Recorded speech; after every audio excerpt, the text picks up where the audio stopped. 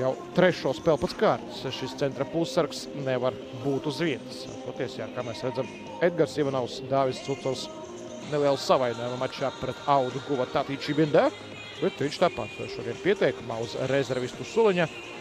Vieskomandas sastāvs šeit liels stāsts, atgriešanās. Aleksandrs Butovskis, futbolists, par kuru varbūt arī daļa arī galvenajām tiesnesim, tā skaitā.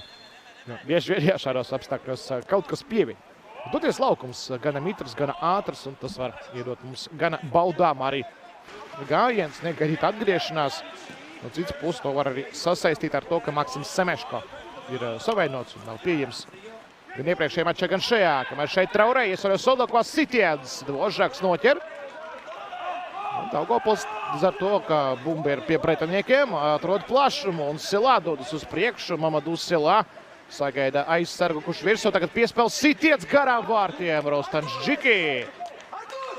Apspēlēt 1-pret-1 situācijā. Tagad Džiki epizodiski uz labo pusi ir aizdevies.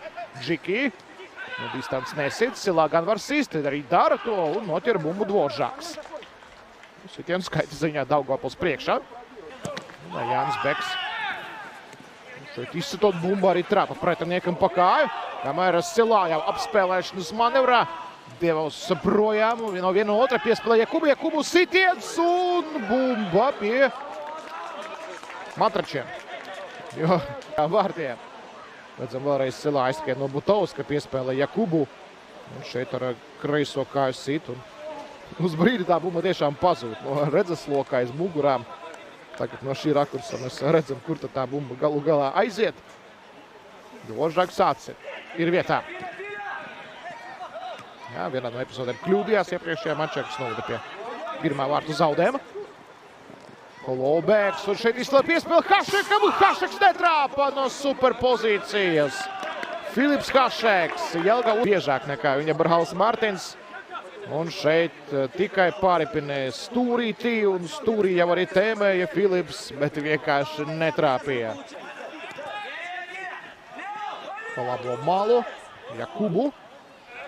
Jakubu 1-pret-1 šeit apspēlē Hašeku iekšā sodlaukumā piespēle uz talo stabu. Līdz Traorē bumba netiek, Janovskis viņu apsteidz, un šeit jau Dvožāks izgainā. Pastīt Dvožāks pārkāpums nav fiksēts pret vārtsargu. Vairāk pats uzskrēja Traorē viņš. Centrējums Džiki ar galvu un nesnāk sitiens šoreiz Rostanam Džiki. Gūtos vārtus 0-pret-0. Mačā starp BFC Daugavpils un FS Jelgava. Vēl ļauj mazliet pacīnīties tiesneses Anufrievs un tagad gan var doties 23. gadā. Turklāt Viktors Osuagvu to ir paveicis.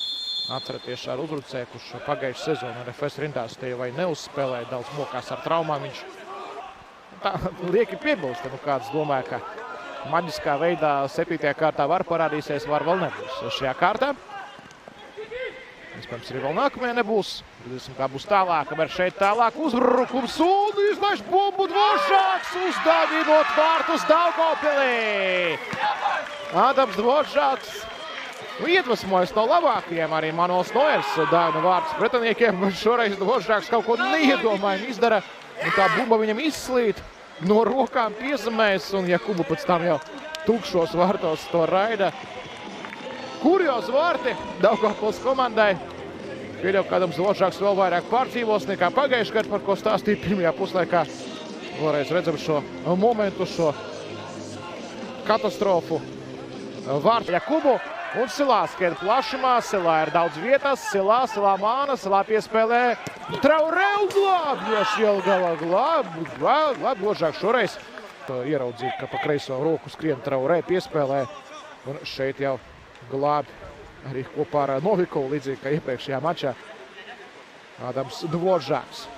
Spēles menedžmentu Daugavpilī, bet tikai ne šajā epizodē, kur bumba zaudēt un 3-pret-3 situācija uzbrukumā Doras. Doras Hašeks, Hašeks piespēlē Ratēm, Ratais! Pāri vārtiem Tomašs Ratais! Kompensācijas laika 2. minūtē Daugavpilieši nospēlē mierīgi, koncentrēti, kā bieži vien treneri saka ar koncentrēšanos, proti. Un kas par iespēju Ratēm no vārtu priekšas.